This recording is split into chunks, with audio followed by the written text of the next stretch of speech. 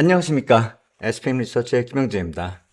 트럼프 대통령의 관세 정책에 대해서 연방 대법원 판결이 나왔죠. 그 판결에 대해서 저는 계속 봐왔던 것이 그 비용에 대한 환급, 그게 소급 적용이 과연 가능할까? 그것을 주목하고 있었는데 그 얘기는 명확히 결론이 없습니다. 제가 그걸 보는 이유는 유동성하고 바로 직결되기 때문이죠. 그리고 이번 발표 나올 때 주목했었던 것은 이 이슈입니다. 미중 정상회담 일정이 확정이 됐죠. 3월 31일부터 4월 2일까지 공교롭게도 같은 날 이게 공개됐습니다.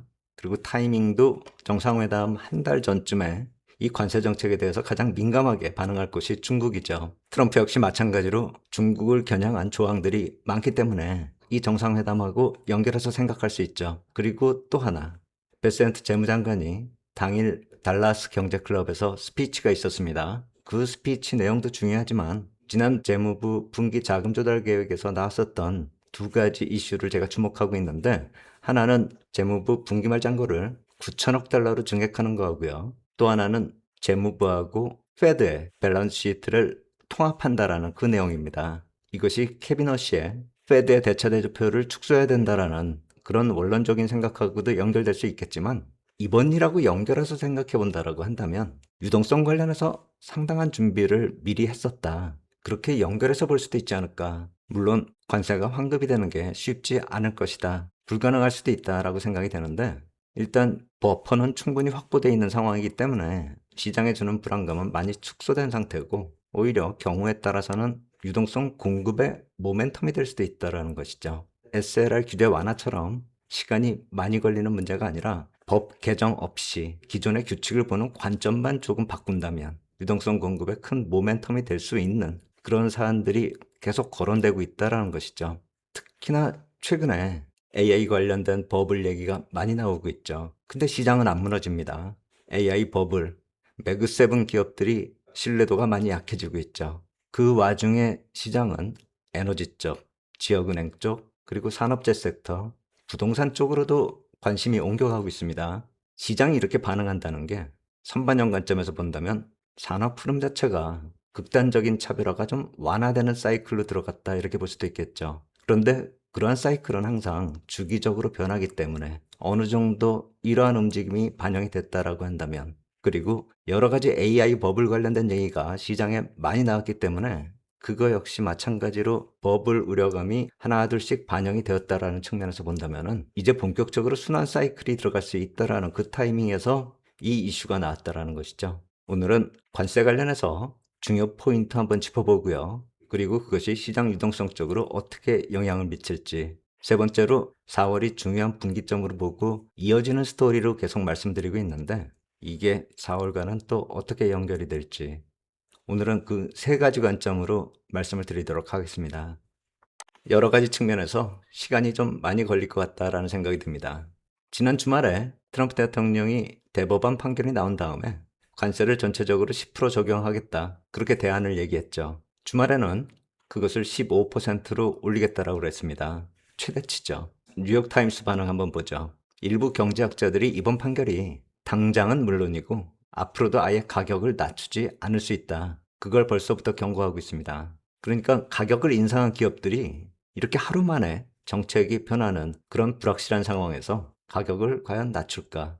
당연히 고민할 수밖에 없는 것이죠. 언제 또 어떻게 변화가 될지 모르는데, 더군다나 이 관세를 누가 부담했는지도 불분명합니다. 소비자에게 이미 부담을 전가한 경우도 있고, 2025년에는 기업이 전부 다 감수하겠다, 그런 경우도 있었죠. 그렇다면 이제 또 전가를 시킬 수도 있을 것이고요. 아예 수출업자가 단가를 낮추는 경우도 있었을 것입니다. 그렇다면 관세 부담을 누가 했는지, 생산자가 했는지, 수출업자가 했는지, 수입업자가 했는지, 또 판매업자가 했는지, 최종 소비자가 했는지, 그걸 증명하는 것도 일이죠.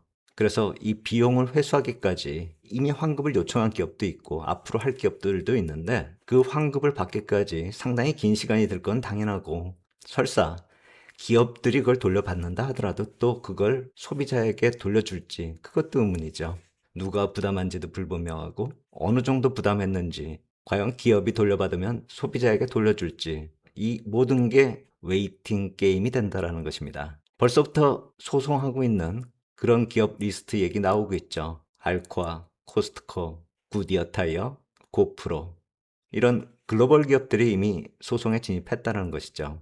근데 그것도 언제 끝날지 모르는데 이제부터 또 다른 기업들이 이러한 형태의 소송이 진행이 된다라고 하면 그 시간이 과연 얼마나 걸릴지 베센트 재무장관이 오래 걸릴 수밖에 없을 것 같고 이 관세 환급을 하더라도 결국 기업만 좋은 일이 될 것이다. 소비자에게는 이익이 가기 힘들 것이다. 그런 식으로 의견을 제시했죠. 1월 FMC 회의 이전에 지역별로 경기 동향이 집계됐죠. 베이지북이요. 거기서 그 집계된 내용을 보더라도 이 관세 흐름이 어떻게 진행이 됐고 물가에 어떻게 영향을 미칠지 지역별로 전망이 다 집계됐었는데 대표적으로 뉴욕 같은 경우에 이미 소비자에게 전가된 경우도 있고 그동안에 비용을 부담했었던 기업들이 이제 가격 인상을 지속할 것이다. 그런 식으로 예상을 했었고요. 또 보스턴 페드에 이 내용은 이미 반영이 됐다라는 것이죠. 그리고 향후에 또 반영을 할 것인데 항목별로, 그러니까 제품별로 그 반영되는 비율도 다 틀리고 시기도 다 틀릴 것이라는 것이죠. 우리가 이 베이지북을 통해서 알 수 있었던 건 그동안에 인내했었던 기업도 있고 이제부터 인상할 기업도 있고 인상이 됐다가 관세가 철폐됐는데 이미 높은 가격에 수입이 됐기 때문에 이제부터 인플레이션이 본격화되는 그런 항목도 있다라는 것이죠. 다양한 형태로 시장에 반영이 되고 있다는 게 이번에 집계됐었는데 그렇기 때문에 베센트 같은 경우는 이러한 판결에 대해서 어느 정도 대응을 생각을 해야만 했을 것이다. 대응 방안을 강구했을 것으로 추정이 됩니다. 그것이 이제 유동성하고 연결이 된다라는 것이고요. 그 유동성 얘기도 또 말씀드리도록 하겠고요. 관세에 대해서 조금 더 정리해 보겠습니다. 그동안에 진행되어 왔었던 것도 항목별로 국가별로 조금씩 틀린데 이제 앞으로는 더 많이 다양해질 수 있다는 것이죠. 지나간 것만 정리하더라도 참 복잡하다라는 생각이 듭니다. 관세를 적용할 수 있는 법안이 5가지가 되는데 232조, 201조, 301조, 그리고 이번에 전체적으로 적용이 되는 122조, 향후에 또 적용될 수 있는 338조가 있는데 이건 적용하는데 좀 절차가 좀 복잡하죠. 항목별로 어떻게 적용이 됐는지 이렇게 보면은 IEEPA, IEPA라고 불리는 그 관세가 이렇게 노란색, 오렌지색, 주홍색 이런 식으로 적용이 된 것이고요. 주요 국가 이름이 다 나오죠. 멕시코, 카나다, 차이나, 재팬, 인디아, 브라질. 그리고 대부분 국가에 공통적으로 적용된 금액. 그것이 이번에 대법원에 의해서 판결이 난 항목들이고요. 그 이외 것, 232조가 적용된 경우도 있고, 301조가 적용된 경우도 있고요. 232조가 적용된 경우도 있고, 201조가 적용된 경우도 이미 있습니다. 그러니까 완전히 철폐가 된 게 아니라 여기 있는 IEPA, 그것이 적용된 것이 이제 무효화되는 것이죠. 그런데 여러 가지 법이 적용이 돼가지고 관세를 구성했었지만 이 IEPA가 가장 규모가 컸었다라는 것이고요. 그것이 중단이 돼도 122조를 적용하면은 기존의 관세 수입에는 큰 영향이 없을 것이다. 그렇게 베센트 재무장관은 장담을 하고 있는 것이고 그 다음으로 233조, 301조 법안도 활용 가능하다. 경우에 따라서 더 추가할 수도 있다라는 것이죠. 그걸 계산해 보니까 만약에 모든 제품에 122조만 적용을 해도 주말에 나왔었던 10%를 가정했을 때 이게 또 15%로 올라갔죠. 그랬을 경우에 대법원 판결 전보다 오히려 더 늘어날 수도 있고요. 모든 제품에 적용을 했을 경우에 그렇다라는 것입니다. 일부 유예해준 항목들이 있죠. 유예하면은 미국에 도움이 될 수 있는 그런 항목들은 관세에서 빼는 경우도 있었기 때문에 만약에 그런 경우하고 다른 법 조항으로 이미 적용되는 그런 경우를 빼면은 약간 줄어들 수도 있다라는 것이죠. 몽땅 다 적용하면 관세율이 16.5%까지 올라갈 수 있고 이렇게 저렇게 빼주면 11.4%로 좀 낮아질 수도 있다라는 것입니다. 우리가 이 법 조항하고요. 어떤 항목이 적용되고 있는지까지 구체적으로 정확하게 알 필요는 없다라고 생각이 되는데 전체적인 흐름 정도는 파악해야 되는 게 아닌가. 제가 봤을 때는 트럼프 대통령이 과연 이게 진 게임인지 아니면 오히려 대법원이 선택의 옵션을 쥐어준 게 아닌가 하는 그런 생각도 듭니다. 그래서 제가 생각하는 것이 관세만 따로 볼 것이 아니라 관세의 주요 대상이 되는 국가, 물론 다른 국가들도 많겠지만 중국, 이쪽에 대해서 일단 당근을 제시한 거나 마찬가지고 그 뒤에 여러 가지 법조항이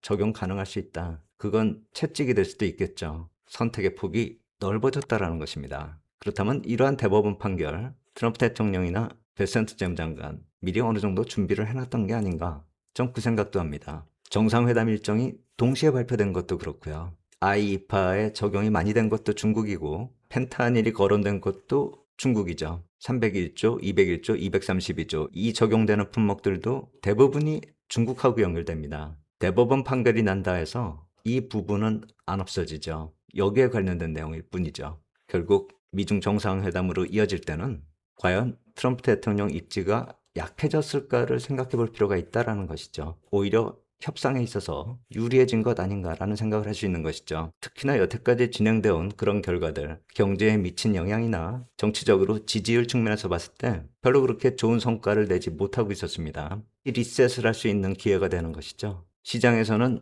대법원이 트럼프한테 선물을 줬다. 그런 식으로 또 표현을 하죠. 지금 진행되고 있는 모습 보면 시장에 또 반영이 되고 있는 모습 보면 충분히 그렇게 해석이 가능하다라고 생각이 됩니다. 베센트 재무장관은 대법원 판결이 난 그날 달라스 경제클럽에서 스피치가 있었다라고 말씀드렸죠. 제가 AI한테 한번 물어봤습니다. DC에서 달라스까지 거리가 얼마고 이동하는데 시간이 얼마나 걸리는지 1900km고요. 비행기 시간으로 3시간 정도라고 합니다.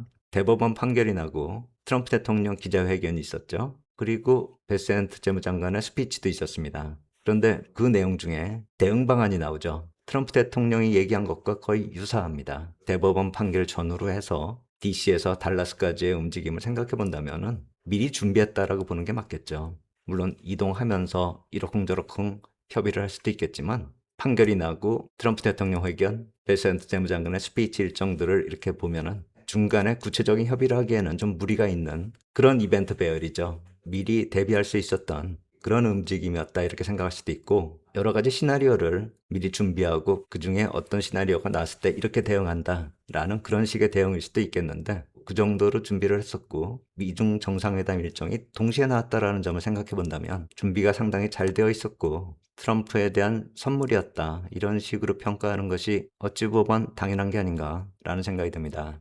여기서 이제 시장에 미치는 영향 쪽으로 한번 가보겠습니다. 제가 두 가지를 말씀드렸죠. 재무부 장고 쪽으로 지금 유동성이 이동하는 이 푸른색 선이요. 민간의 유동성이 재정 쪽으로 옮겨가는 그 와중이죠. 거기서 이런 소식, 만약에 대법원이 어떻게 돈을 돌려줘라. 그 환급까지도 명확하게 제시했다라고 한다면 과연 그건 악재였을까? 그것도 한번 생각해 봐야죠. 베센트 재무장관은 재무부 장고를 9천억 달러까지 목표치로 세웠고 그게 곧 1조 달러까지 늘어난다라고 그랬죠. 작년에도 이 목표치를 좀 높였습니다. 원래는 8천억 달러를 중심으로 해서 움직이고 있었는데 이제는 9천억 달러를 중심으로 해서 움직이고 있죠. 관세를 언제 돌려줄지도 모르겠고 얼마를 돌려줄지도 모르겠는데 지금 여유는 상당하다라고 생각이 됩니다. 최저치로 떨어졌던 게 부채 한도 협상이 불발됐을 때 3천억 달러까지 빠졌었죠. 지금 시장에서는 다 돌려주면 1,700억 달러 정도 되지 않겠는가 그렇게 예상을 하고 있죠. 제가 재무부 자료를 뽑아보니까 작년에 관세가 거친 게 모두 다 2,152억 달러고요. 그게 9월까지입니다. 2026년 회기가 10월부터 시작하죠. 그렇다면 10월 이후에 1월까지 걷어들인 게 얼마인가 파악해보니까 1월 말 기준으로 1,279억 달러입니다. 그러니까 작년에 집계된 이 관세 전체가 돌려줘야 될 금액은 아니죠. IEEPA 그것과 관련된 것을 돌려줘야 되기 때문에 2,152억 달러의 일부분 그리고 올해 걷어들인 1,279억 달러의 일부분 이 두 개를 다 합하면은 3,300억 달러지만 실질적으로 돌려줘야 되는 것은 한 1,700억 달러가 예상이 되는 것이고 지금 민간에서 재정적으로 유동성이 이동하는 이 시기에 하루 평균 30억 달러씩이 옮겨왔습니다. 그렇다면 만약에 판결을 더 정확하게 어떻게 돌려줘라까지 결론이 났었다면 물론 그렇게 결론을 낼 만큼 이 무역 상황을 모두 다 파악할 수는 없겠지만 만약에 그렇게 했었다면 어떤 결과가 나왔을까? 대법원이 QE를 결정하는 것이죠. 이쪽으로 돈 들어오던 월 30억 달러가 안 들어오는 것이죠. 이 금액은 기업들이 어느 정도 예상을 하고 이미 준비를 하고 있었단 말입니다. 그거 낼 필요 없다라고 하면 시중의 유동성이 증가하는 효과가 나겠죠. 이 푸른색 막대기는 기울기가 적어질 테고요. 대법원의 판결이 당장의 유동성 공급에는 도움이 안 됩니다. 하지만 이게 과연 악재인가? 그것도 생각을 해봐야죠. 트럼프는 기분 나쁠 수 있을 겁니다. 근데 기분 나빠하는 척일 것 같다라는 생각도 들고요. 옵션이 많아졌으니까요. 그리고 만약에 어떻게 돌려줘라까지 결정이 났었다라고 한다면 그 역시 마찬가지로 TJ 잔고가 조금 적게 쌓일 수는 있어도 시중 유동성에는 오히려 도움이 되는 것이죠. 최종적으로 들어가던 게 4월 지나면서 풀려나올 것이다. 그렇게 저는 생각을 했었는데 그게 앞당겨지는 것이죠. 시장이 금요일에 왜 저렇게 반응했을까? 그것도 한번 생각해 봐야 됩니다. 유동성이 보강되는 것에 대한 기대감. 최소한 앞으로는 좀 덜 걷어갈 수도 있겠다라는 기대감이 시장에 반영이 된 것이죠. 돌려받는 건 둘째치고요.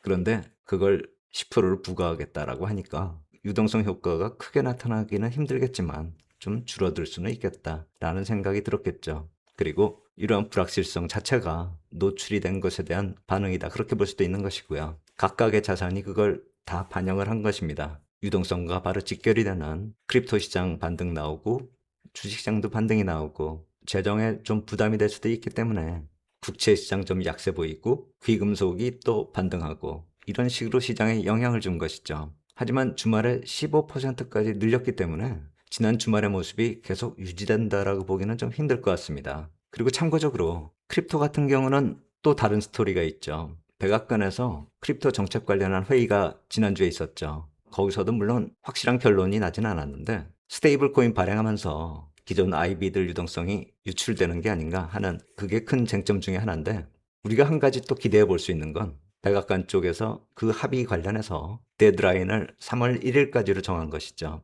그렇다면 실질적으로 다음 주에 결론이 나야 되는 것이고요. 만약에 그게 결론이 난다면은 4월로 이어지는 유동성 완화에 대한 기대감, 그것으로 연결이 될 수 있고 또 4월에 관련된 법안이 통과될 수 있다라는 기대감을 가질 수 있는데 반대의 경우는 다음 주에 그러한 모습이 나타나지 못할 경우에는 크립토 쪽은 상당 기간 약세가 지속된다. 그리고 전저점도 위태롭다. 그렇게 볼 수 있겠죠.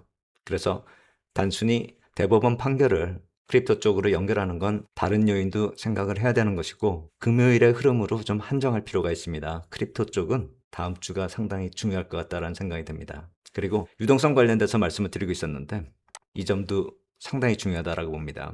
재무부는 국채를 발행하죠. 그 국채를 해외에서도 사주고 국내 수요자들도 있고 또 모자라는 경우에 지금 월 450억 달러씩 페드가 사주고 있죠. 단기물을. 지난 분기자금 조달 계획에서 여러 가지 얘기가 나왔는데 제가 주목한 건 세 가지였고요. 이전에 말씀드린 게 7년물 국채 발행 관련돼서 여러 가지로 나눠져 있는 그 경매 번호를 단순화해서 금융회사들이 7년물 국채를 살 수 있는 한도를 좀 늘려주는 것, 그 변화가 있었고요. 근데 제가 초반에 두 가지라고 말씀드린 건 이 7년물 관련된 변화는 미리 공개가 됐었기 때문에 뺀 것이고 그 두 가지 중요한 거는 재무부 장관 목표치를 9천억 달러로 높인 것, 그것과 더불어서 이 대차대조표 통합, 이것 역시 상당히 중요하다고 봅니다. 핵심적으로 말씀을 드리면 재무부에서 발행한 것을 페드가 사준 것을 완전히 합해버리자 이 개념이 아닙니다. 통합을 하면 전체적으로 부채가 사라지는 게 아니냐 그런 개념이 아니라 기존처럼 대차대조표는 따로따로 집계가 되는데 이걸 전체적으로 합산해서 보자라는 것이죠. 그렇다면 지금 페드에서 단기물을 사주고 있죠. 450억 달러요. 재무부 입장에서 보면 발행량은 똑같습니다. 근데 비중을 놓고 봤을 때 페드 쪽의 비중이 단기물에서 늘어나고 있죠. 그만큼 민간의 비중은 줄어드는 것입니다. 만약에 이것을 통합 관리를 하면은 민간이 줄어든 것만에 포커스를 맞출 수 있죠. 발행된 거를 페드가 그냥 사준 거는 이 안의 움직임입니다. 그런데 똑같이 발행을 했는데 민간이 소유한 단기물이 줄어들면 단기물 발행할 여력이 더 생기는 것이죠. 물론 이 단기물은 만기가 빨리빨리 돌아오기 때문에 누적 잔고로 많이 멈춰 있지는 않을 것입니다. 그런데 계속 사준다면 페드에서 계속 단기물을 450억 달러씩 계속 사준다면 물론 그걸 계속 사준다라고 정하지는 않았습니다. 필요한 만큼 산다라고 그랬죠. 그러니까 더더욱 주목해야죠. 조절을 할 수 있게 된다라는 겁니다. 민간에 단기물을 얼마나 공급할 수 있는지 그걸 재무부하고 페드가 협의하면 충분히 조절 가능해지는 것이죠. 케비너 씨가 얘기했었던 페드의 대차대조표 축소, 바로 축소하는 건 아니지만 그 대차대조표 관련해서 재무부하고 소통이 시작이 된다. 그렇게 볼 수 있는 것이죠. 이번 대법원 판결을 보면서 저는 유동성을 잘 관리할 수 있을까? 9천억 달러가 있기 때문에 버퍼가 될 수는 있겠지만 완전히 안심을 하려면 단기물 발행을 하면서 유동성 공급을 할 수 있는 그런 모습으로 이어질 수 있다는 것이죠. 이거마저도 만약에 대법원 판결이 나올 걸 대비했었다라고 한다면 베센트 재무장관이 대단한 거죠. 그렇게까지 칭찬하고 싶은 생각은 없는데 유동성 공급이 4월에 이어서 다음 분기자금 조달 계획 그리고 케빈 워시가 등장할 때 그때는 적지 않은 변화를 기대할 수도 있지 않을까라는 생각이 듭니다. 베센트 재무장관이 달라스로 갔다라고 해서 저는 또 달라스 페드 로리 로건 총재하고 단기자금 시장에 대해서 논의한 게 아닌가 그런 생각도 좀 해봤었는데 로리 로건 총재는 그 당일에 뉴욕에서 스피치가 있었습니다. 근데 로리 로건 총재도 단기 유동성 흐름을 주목한다라고 얘기를 했죠. 한 가지 사안이 벌어졌는데 이미 재무부나 페드 쪽에서는 바로 유동성 쪽으로 고개를 돌리는 겁니다. 시장은 모두 다 관세를 보고 있죠. 그것에 따라서 무역이 어떻게 되느냐 그쪽으로 관심이 있는데 재무부하고 페드는 이미 다른 쪽으로 고개를 돌리고 있습니다. 또 이쪽을 보는 경우도 있겠죠. 트럼프 대통령 4월에 미중 정상회담을 하려면 에너지 쪽, 달러, 그리고 스위프트 계속 얘기가 나올 수밖에 없죠. 푸틴하고요.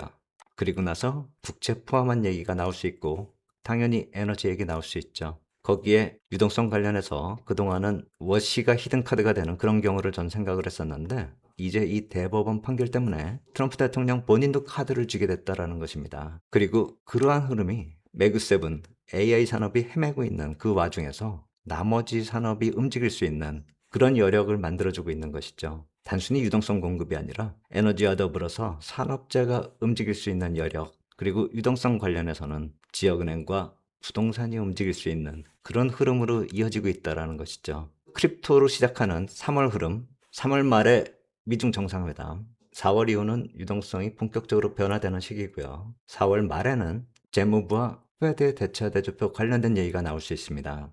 최근 들어서 얘기들이 하나둘씩 포함되면서 시나리오를 만들고 있습니다. 지금 3월부터 5월까지가 이제 3월부터 5월까지 거의 윤곽이 잡혀갑니다. 거기에 맞춰서 이제는 적극적인 시장 대응도 필요해 보입니다. 대법원 판결 어떻게 봐야 될지 관세도 숫자를 외울 필요는 없어도 흐름 파악은 꼭 해야 됩니다. 그리고 그게 유동성에 미치는 영향, 다음에는 중국과 러시아 쪽하고 연결되는 구도, 그 전체적인 흐름을 읽어봤을 때 상당한 변화의 시작이라는 점, 그건 우리가 충분히 읽을 수 있을 것입니다. 세부적으로 시장에 연결해서 말씀드리는 건 주중 시황방송 때 또 말씀드리도록 하겠습니다. 오늘 여기까지 하도록 하겠습니다. 감사합니다.